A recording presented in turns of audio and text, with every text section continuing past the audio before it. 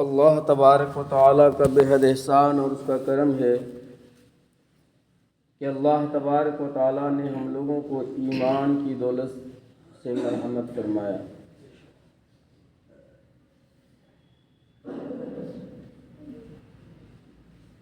اللہ کے خزانے میں جتنی بھی نعمتیں ہیں، ان تمام نعمتوں میں سب سے زیادہ بیش بہا، سب سے زیادہ قیمتی اور محترم بشان عظیم الشان جو نعمت ہے وہ ہے دولت ایمانی، دولت ہدایت۔ ایمان سے بڑھ کر اللہ کے خزانے میں کوئی بڑی دولت نہیں ہے۔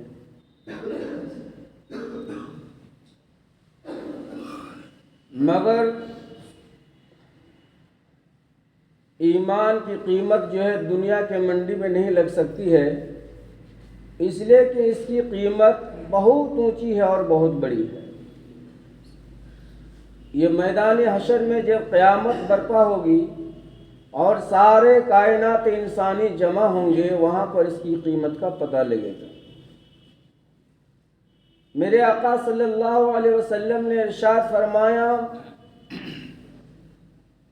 کہ طوبی لہ من رأى وآمن بی، یہ خوشخبری ہے ان لوگوں کے لیے کہ جس نے مجھ کو دیکھا اور مجھ کو دیکھنے کے بعد مجھ پر ایمان لایا۔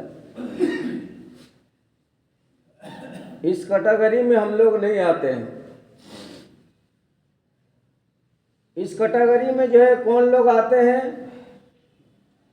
صحابہ کرام کی مقدس جماعتیں ہیں، جنہوں نے نبی کریم صلی اللہ علیہ وسلم کی زیارت کی، آپ کی زندگی کو پایا اور دیکھا، اور پھر نبی کریم صلی اللہ علیہ وسلم پر ایمان لے آیا۔ چونکہ اس حدیث مبارکہ میں دو شرط بیان کی گئی ہے، ایک تو نبی صلی اللہ علیہ وسلم کو دیکھنا، اور دوسری شرط یہ ہے کہ دیکھنے کے بعد ایمان لانا۔ ایسے لوگوں کے لیے اللہ کے نبی صلی اللہ علیہ وسلم نے خوشخبری کا اعلان فرمایا۔ مگر نبی کے موجودگی میں بھی جن لوگوں نے نبی کریم صلی اللہ علیہ وسلم کو دیکھا، آپ کے معجزات کو دیکھا، قرآن کو اترتے ہوئے دیکھا، مگر اس نے ایمان نہیں لایا، تو وہ بھی اس کیٹیگری سے جو ہے باہر ہے، اس کے لیے بھی یہ خوشخبری نہیں ہے۔ چونکہ حدیث مبارکہ میں شرط لگایا گیا ہے کہ من رأى وآمن بی، جس نے مجھ کو دیکھا اور مجھ پر ایمان لے آیا۔ تو اگرچہ کفار و مشرکین نے نبی کریم صلی اللہ علیہ وسلم کی ذات گرامی کو دیکھا تھا، مگر اس نے جو ہے ایمان نہیں لایا، تو وہ بھی اس خوشخبری میں شامل نہیں ہو سکتا ہے۔ جیسے کہ ابو جہل ہے، ابو لہب ہے، کفار مشرکین ہے، یہ نبی کے زمانے میں موجود رہے مگر اس نے ایمان قبول نہیں کیا، تو اس کے لیے خوشخبری نہیں ہے۔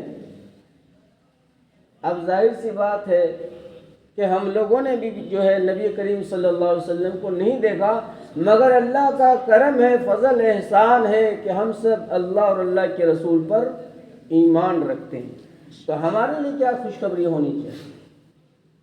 میرے محترم بزرگ اور دوستو، ہمیں بھی ہمارے نبی صلی اللہ علیہ وسلم نے جو ہے مایوس نہیں کیا ہے، اور بہت بڑی خوشخبری دیا ہے اس امت کے لیے کہ جس نے نبی کریم صلی اللہ علیہ وسلم کو نہیں دیکھا، قرآن کو اترتا ہوا نہیں دیکھا، قرآن کے معجزات کو نہیں دیکھا، آپ کے معجزات اور کرامات کو نہیں دیکھا، یہاں تک کہ مکہ اور مدینہ بھی نہیں دیکھا، مگر اللہ کا کرم اور شکر ہے کہ پھر بھی جو ہے امت محمدیہ کا اور خصوصاً اس زمانے کے مسلمان جو ہے اللہ اور اللہ کے رسول سے محبت کرتے ہیں، ان پر ایمان رکھتے ہیں، یہاں تک کہ آپ کے بستی، آپ کے شہر مکہ معظمہ اور وہاں کا رہنے والے تمام لوگوں سے محبت کرتے ہیں۔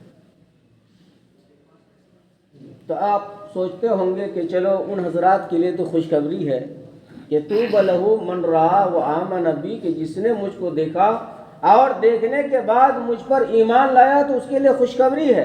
لیکن ہم لوگوں نے تو نبی صلی اللہ علیہ وسلم کو دیکھا نہیں، قرآن اترتا ہوا نہیں دیکھا، ہم نے معجزات بھی نہیں دیکھے ہم نے، تو ہمارے لیے کیا خوشخبری ہو سکتی؟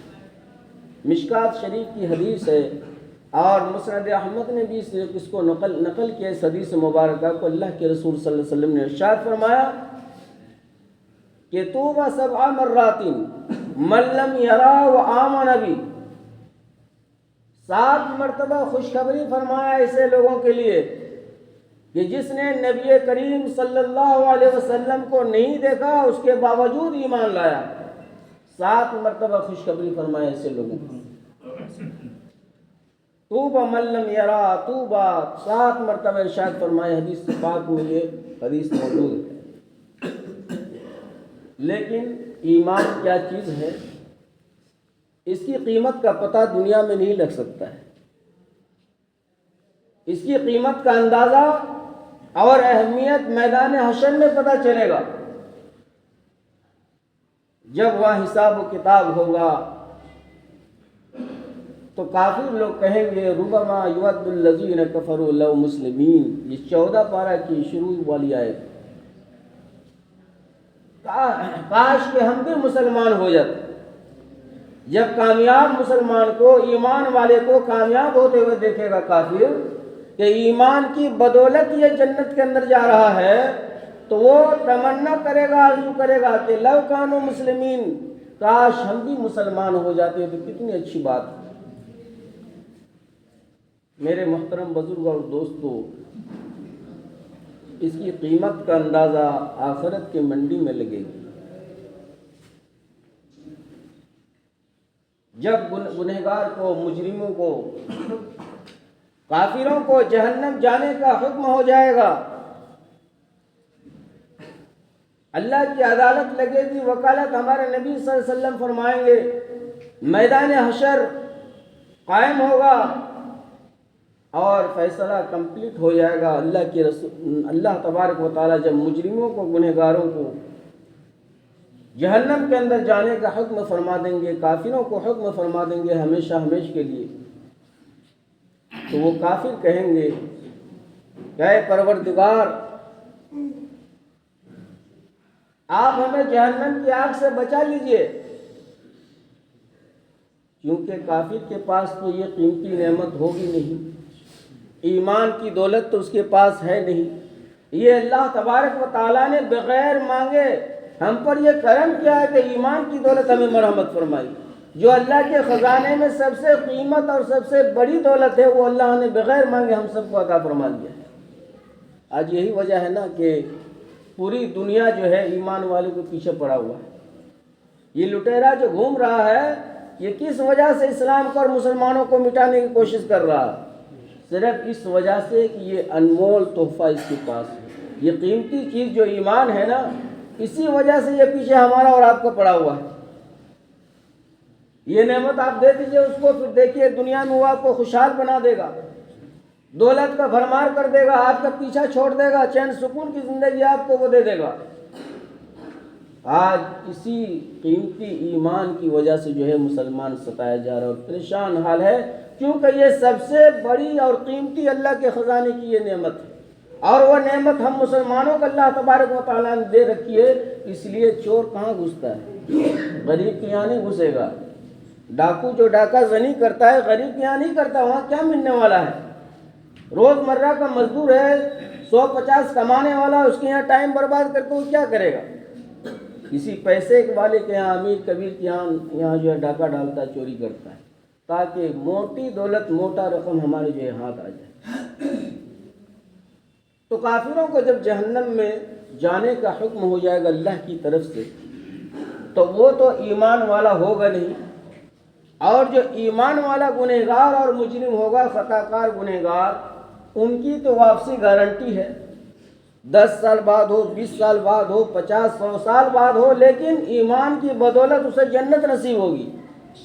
لیکن کافروں کے ساتھ تو یہ معاملہ نہیں ہوگا، وہ ہمیشہ ہمیشہ کے لیے چلا جائے گا وہاں، کیونکہ اس کے پاس ایمان نہیں ہے۔ تو جانتے ہیں وہ کافر کیا کہے گا کہ پروردگار، آپ ہمیں جہنم کی آگ سے بچا لیجیے، اور اس کے بدلے میں جو ہمارا نوجوان خوبصورت بیٹا ہے اس کو جہنم میں ڈال دیجیے۔ جس بیٹے کے لیے دنیا میں انسان مارا مارا پھرتا ہے اور نہ جانے دن رات کتنی محنت اور مشقت کرتا ہے اس کی پرورش کے لیے، اس کے دیکھ ریکھ کے لیے، اس کی تعلیم و تعلم کے لیے، وہ بندہ اس روز اپنے اس بیٹے کو جو ہے جہنم بھیجنے کے لیے تیار ہو جائے گا کہ اللہ ہمیں جہنم کی آگ سے بچا لیجئے، مگر ہمارے بیٹے کو اس کے بدلے میں آپ لے لیجیے۔ یہ تو معمولی قیمت ہے۔ اور سنیے آگے، فرمایا قرآن پاک کے اندر وصاحبتہ، کافر کہے گا کہ آپ جہنم سے مجھے محفوظ کر لیجئے، بچا لیجئے، اور اس کے بدلے میں ہماری بیوی کو، شریک حیات کو جو ہے جہنم بھیج دیجئے، مگر ہم کو آگ سے بچا لیجئے۔ یہ بھی معمولی قیمت ہے، یہ بھی ایمان کی قیمت نہیں ہے۔ آگے فرمایا قرآن کہتا ہے وَفَصِيلَتِهِ تُؤْوِيهِ، اور ہمارے پورے خاندان کو، جو ہماری برادریاں ہیں، یہ شیخ خاندان ہوتا ہے، پورے خاندان کے لوگوں کو اس کے بدلے میں آپ لے لیجئے، جہنم بھیج دیجئے، مگر مجھ کو جو ہے جہنم کی آگ سے بچا لیجئے۔ یہ بھی کم قیمت ہے۔ آگے وہ کافر کہے گا کہ اللہ مجھے جہنم کی آگ سے بچا لیجئے، وَالنَّاسَ فِي الْأَرْضِ جَمِيعًا، زمین پر جتنے لوگ ہیں تمام لوگوں کو جہنم بھیج دیجئے، مگر مجھ کو آگ سے بچا لیجئے۔ یہ ہے ایمان کی قیمت بزرگ اور دوستو۔ اسی لیے وہ پچھتائے گا، افسوس کرے گا کہ لو کانوا مسلمین، اگر کاش میں دنیا میں ایمان قبول کر لیا ہوتا، مسلمان ہو جاتا، کتنی اچھی بات۔ تو اللہ کے نبی صلی اللہ علیہ وسلم نے ارشاد فرمایا کہ جس نے مجھ کو دیکھا اور مجھ پر ایمان لایا اس کے لیے خوشخبری ہے، مگر جس نے مجھے نہیں دیکھا، میرے معجزات کو نہیں دیکھا، قرآن کو اترتا ہوا نہیں دیکھا، نبوت والی زندگی سے وہ محروم رہا، مگر پھر بھی وہ مجھ پر ایمان لایا، تو اس کے لیے 7 مرتبہ خوشخبریاں اللہ کے رسول صلی اللہ علیہ وسلم نے ارشاد فرمایا۔ ایک مرتبہ میرے نبی صلی اللہ علیہ وسلم نے ارشاد فرمایا کہ میرا دل چاہتا ہے کہ میں اپنے بھائیوں سے ملاقات کروں۔ صحابہ کرام کا بڑا مجمع وہاں پر موجود تھا، سب ایک زبان ہو کر کہنے لگا یا رسول اللہ صلی اللہ علیہ وسلم، ہم تو آپ کے سامنے میں حاضر و ناظر موجود ہیں۔ کہنے لگے اللہ کے نبی صلی اللہ علیہ وسلم کہ تم میرے صحابی ہو، میرے ساتھی ہو، میرے دوست ہو، میرے بھائی وہ ہیں کہ جس نے مجھے دیکھا نہیں ہے اور مجھ پر ایمان لایا، وہ میرا بھائی۔ کتنی بڑی فضیلت اور اہمیت ہے اس امت کی بزرگ اور دوستوں۔ آج اس ایمان کو ہم 2 پیسے کے لالچ میں آ کر فروخت کر دیتے ہیں۔ آج اس ایمان کو، قیمتی نعمت کو جو اللہ نے دے رکھی ہے، ہم ضائع کر رہے ہیں۔ آج ایمان ہمارا کمزور ہو چکا ہے۔ ایمان بچے گا کیسے؟ ایمان بنے گا کیسے؟ ایمان رہے گا کیسے؟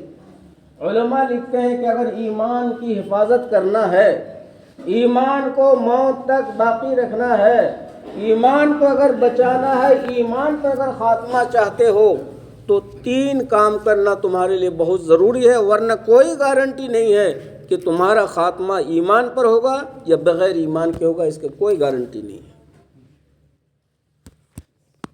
پہلا کام کیا ہے؟ پہلا کام یہ ہے کہ اپنے آپ کو مدارس اور مساجد اور مقادس سے جوڑ لو، اپنے آپ کو۔ اس کی مخالفت مت کرو، مدارس کی مخالفت مت کرو، مساجد کی مخالفت مت کرو، علماء کی قدر کرو، ان سے محبت کرو۔ یہ مدارس اور مکاتب اور علماء تمہارے لیے رات کو اٹھ کر دعائیں کرتے ہیں۔ اور دوسرا کام یہ ہے کہ اپنے آپ کو دعوت والا کام سے جوڑ لو۔ اگر ایمان کی حفاظت چاہتے ہو، جمعہ پر عبادت ختم ہو گئی، سال میں 2 عیدین کی نماز پڑھ لی، کوئی گارنٹی نہیں ایمان کی حفاظت ہوگی یا نہیں۔ اس کو جاری رکھنا ہوگا، چالو رکھنا ہوگا۔ ایمان کی بول جو ہے لا الہ الا اللہ محمد رسول اللہ، یہ زبان پر ہمارا کب آئے گا؟ جب زندگی کے اندر جو ہے اس کا عملی نمونہ پایا جائے گا، اس لائن میں ہم رہیں گے، نمازوں کا اہتمام کریں گے، ورنہ وہ زنگ لگتے لگتے وہ ایمان کم ہوتے ہوتے ہوتے جو ہے وہ ختم ہو جائے گا۔ تو پہلا کام مدارس اور مکاتب سے اپنے آپ کو جوڑے رکھنا، علماء کے پاس جا کر جو ہے مسائل پوچھتے رہنا، اپنی اصلاح کراتے رہنا، نماز درست کراتے رہنا۔ اور دوسرا کام یہ ہے کہ دعوت والا جو کام ہے اس کی مختلف شکلیں ہیں، آپ کو جس طرح فرصت ملتی ہے آپ اس کام کو انجام دیتے رہیے۔ ایک آدمی نماز پڑھنے جاتا ہے تو وہ مزاج کے اندر یہ بات بیٹھا لے کہ روزانہ ایک ساتھی کو ہمیں نماز کی دعوت دینی ہے۔ اگر وقت آپ کے پاس نہیں ہے تو یہ بھی تبلیغ ہے، یہ بھی دین کے اشاعت ہے۔ 24 گھنٹے میں ایک آدمی کو ہمیں دعوت دینا ہے نماز کی، اور یہ ذمہ داری سمجھ کے کرنا ہے، کیونکہ امر بالمعروف اور نہی عن المنکر یہ بھی ہمارے ذمہ ہے، کیونکہ نبی آنے والے نہیں ہیں اور نبوت کا دور بھی ختم ہو چکا ہے، لیکن نبوت والا کام باقی ہے اور قیامت تک باقی رہے گا۔ یہ بھی ایک ہماری ذمہ داری ہے۔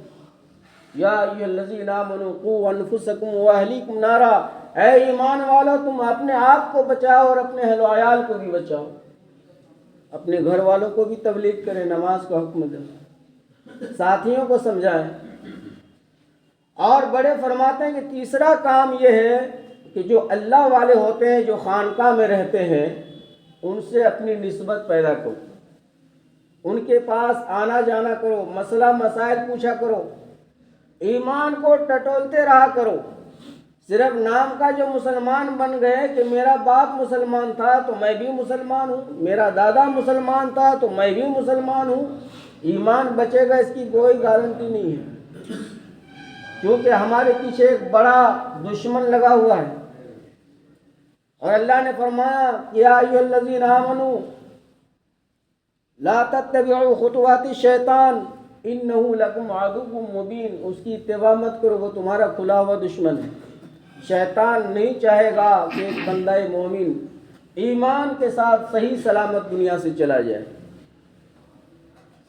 تو اللہ کے نبی صلی اللہ علیہ وسلم نے ارشاد فرمایا کہ طوبی من رآ وآمن بی، خوشخبری ہو اس آدمی کے لیے جس نے مجھ کو دیکھا اور مجھ پر ایمان لایا۔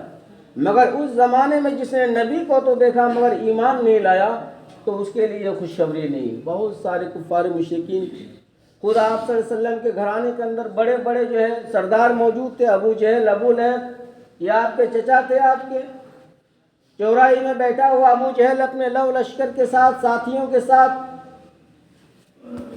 اور خوب شراب و کباب کا دور چل رہا ہے، نبی صلی اللہ علیہ وسلم ادھر سے تشریف لا رہے ہیں، مذاق ٹھٹھا کر رہا ہے، لیکن میرے نبی تھے۔ قرآن نے کہا ہے یا ایھا الذین آمنوا، نہیں، وَإِذَا خَاطَبَهُمُ الْجَاهِلُونَ قَالُوا سَلَامًا، کہ جب کوئی ان پڑھ گنوار قسم کا آدمی تم سے الجھے تو سلام کر کے چپ چاپ خاموشی کے ساتھ گزر جاؤ، اس سے الجھنا نہیں۔ میرے نبی صلی اللہ علیہ وسلم نے اس آیت پر عمل کرتے ہوئے چپ چاپ خاموش چلے گئے۔ ابو جہل جو ہے مذاق اڑانے لگا، دیکھو یہ جا رہا، بولتا ہے ہم نبی ہیں، رسول ہیں، ہم پر قرآن اترتا ہے، ہم خدا کے محبوب بندے ہیں، یہ دیکھو میرا بھتیجا محمد جا رہا، چپ چاپ چلے گئے۔ ساتھی لوگ بیٹھے ہوئے، شراب کا دور چل رہا ہے، جب دیکھا کچھ کہا نہیں، توجہ نہیں دیا، چپ چاپ چلا گیا تو چھیڑنا شروع کر دیا۔ ابو جہل نے کہنے لگا کہ محمد ادھر آؤ، چچا تھے، آ گئے، کیا بات ہے چچا جان؟ کہا کہ سنا کہ تم نبوت کا دعویٰ کر رہے ہو، اور یہ بھی کہتے ہو مجھ پر جو ہے اللہ کا کلام وحی اترتی ہے، تو اس میں آپ کو کیا شک؟ کہا کہ ٹھیک ہے، اگر تم نبی ہو تو ہم لوگ جو ہے مٹھی میں چیز رکھتے ہیں اور اس کو بند کر لیتے ہیں، اگر تم نبی اور رسول اگر واقع میں ہو تو ان چیزوں کا نام بتا دینا کہ میری مٹھی میں یہ کیا ہے۔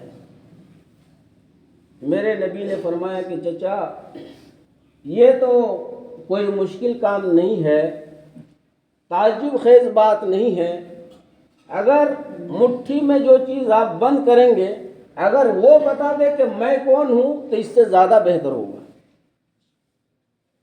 چنانچہ جو ان کے ساتھی لوگ تھے ابو جہل کے، اپنے اپنے مٹھی میں کسی نے کنکر لے لیا، کسی نے کھجور کا چھال ایک بند کر لیا، کسی نے چمڑی کا ٹکڑا لے لیا، کسی نے ایک ہڈی اٹھا لیا، جس کو جو ملا وہاں پر اٹھا کے مٹھی بند کر لیا۔ میرے نبی نے اشارہ کیا تو وہ تمام چیز بولنے لگی، اشہد ان لا الہ الا اللہ و اشہد ان محمد رسول اللہ، مگر ایمان سے محروم رہے۔ تو بزرگ اور دوستو، یہ ایمان بہت قیمتی دولت ہے، آج اس کی قدر ہم کہاں کر رہے ہیں؟ گانا سنتے سنتے رات کو ہم سو رہے ہیں، صبح کو ہم سمجھ رہے ہیں کہ ہم بہت بڑے مسلمان ہیں، موت آ گئی تو سمجھ گئے کہ وہ جو ہے جنت میں چلا گیا۔ کس حالت میں اس کی موت ہوئی؟ جب کوئی بندہ مومن شراب پیتا ہے، جب کوئی بندہ مومن گناہ کبیرہ کا ارتکاب کرتا ہے، جب کوئی بندہ مومن زنا کرتا ہے، تو علماء سے پوچھئے ایمان اس کے اندر رہتا ہے یا نہیں رہتا ہے؟ نہیں رہتا ہے۔ سر کے اوپر پرندے کی طرح جو ہے وہ ایمان نکل کر منڈلاتا رہتا ہے، اسی حالت میں اگر موت آ گئی تو نام تو ہے محمد اسلم اور محمد عبداللہ اور فلاں، لیکن خدا کے رجسٹر میں بے ایمانوں کی لسٹ میں نام ہمارا چڑھ گیا۔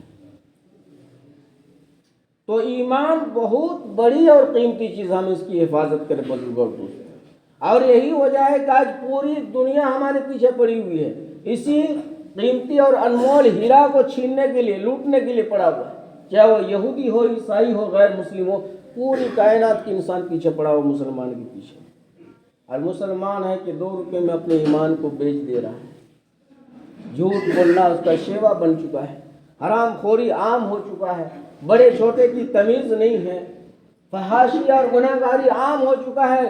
جمعہ کے دن جہاں پر جس گھر سے قرآن کریم کی آواز آنی چاہیے، آج بزرگ اور دوستو اس گھر سے جو ہے گانے کی آواز آ رہی ہے۔ یہ میرا تجربہ ہے، میں سن کے آ رہا ہوں، بڑی تکلیف ہوتی ہے۔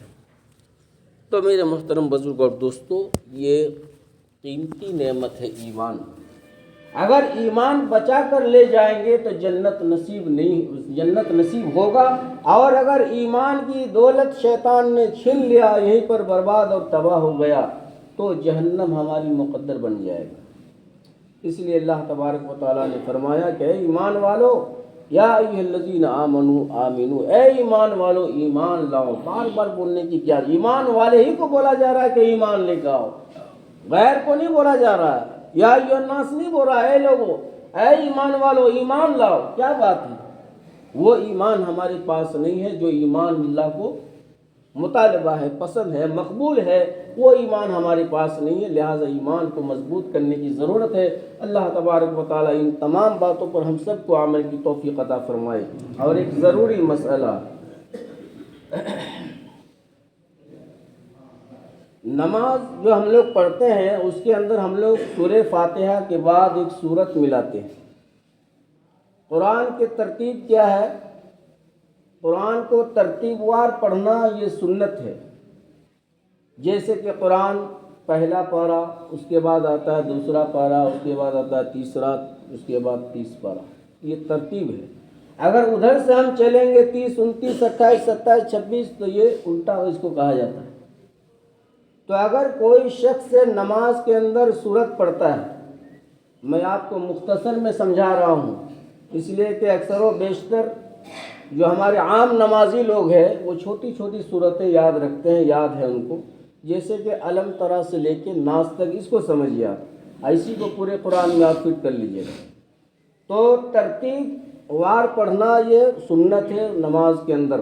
جیسے پہلی رکعت میں اگر آپ نے الم تر کیف فعل پڑھا تو دوسری رکعت میں آپ کو لإلاف قریش اس کے بعد نمبر آتا ہے وہ آپ کو پڑھنا ہے، یا پھر اس کے آگے جتنی بھی صورتیں تمام صورتوں کو استعمال کر سکتے ہیں۔ شرط ہے کہ بیچ میں ایک صورت کو ہم نہیں چھوڑیں گے۔ اگر کسی نے جو ہے الم تر پڑھ لیا اور اس کے بعد ارائیت الذی پڑھ لیا تو یہ خلاف ترتیب ہے، نماز ہو جاتی ہے، ثواب میں کمی ہو جاتی ہے۔